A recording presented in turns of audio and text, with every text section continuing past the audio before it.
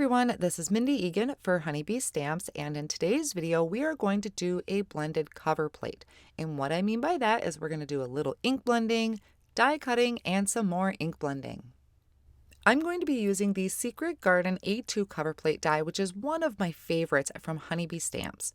I'm also going to be using 80-pound white cardstock to do my ink blending.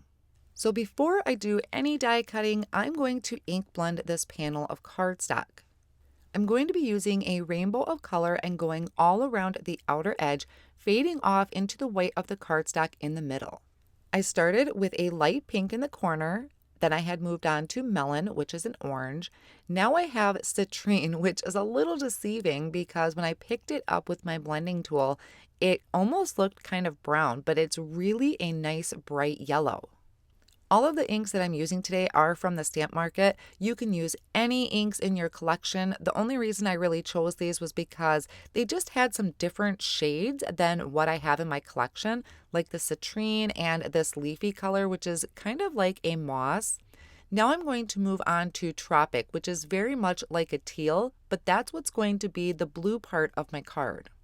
Then I'm going to move on to Orchid, which is kind of this purpley pink. And I had a little bit of room left there, so I'm going to bring in kind of a darker red, which in this case is going to be raspberry. Now each time I blend a new color, I am going to blend into the previous color, so I kind of have a transition of a rainbow going around my card. Now this is looking not the greatest right now, and that's okay. I'm going to take that Secret Garden A2 Coverplate die, line it up over my cardstock, and hold that down with a low tack tape so it doesn't shift.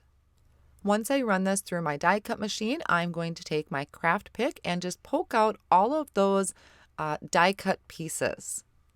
Then I'm going to take another piece of 80-pound white cardstock and I'm going to ink blend that using the same colors and trying to get within the same area as my die cut panel that I have. You could try and do a die cut inlay technique, but I kind of wanted this to be not perfectly lined up because it's going to look amazing at the end when we put the cover plate back on top.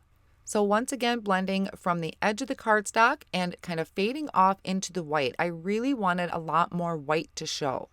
I'm using a different set of blending brushes to do my blending, mainly because my Honeybee Stamps blending brushes I have designated for my Distress Oxide inks, so you can use whatever blending tool you have on hand.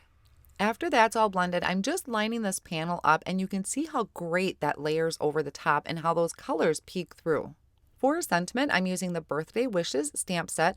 I'm stamping the word Wishes in the intense black ink onto some white cardstock, stamping it twice just to make sure I have a really good impression, and then using the coordinating die, holding that down with a Post-it tape, and then I'm going to use my Bitty Buzz Cutter to die cut this out. I'll then take my glue tube and my die cut cover panel and I'm adding just dots of glue all over the back onto those leaves. Once I get the inside portion of that covered in glue, just light dabs, doesn't have to be a lot, then I'm going to go around the very outer edge. And I'm going to line this up over my blended panel, making sure that each of the color matches. But I really like how some of that teal is kind of behind the orchid or that purple. I think that looks really neat. I want to layer up my sentiments, so I'm taking the coordinating die for the word birthday and I'm going to die cut that out a few more times. It's a lot easier to layer it up this way versus cutting itty bitty strips of foam squares and then just using my liquid glue to attach those.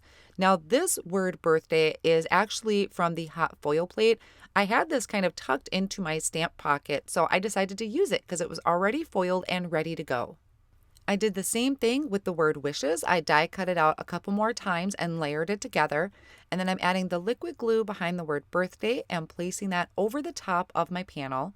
And I'm going to add that liquid glue behind the word Wishes and add that right underneath. So I really do like the shiny gold in the top and then that pop of black right underneath. To finish this off and add a little bit of sparkle to the card, I'm using these Crystal Clear Mix gemstones, which already have adhesive on the back.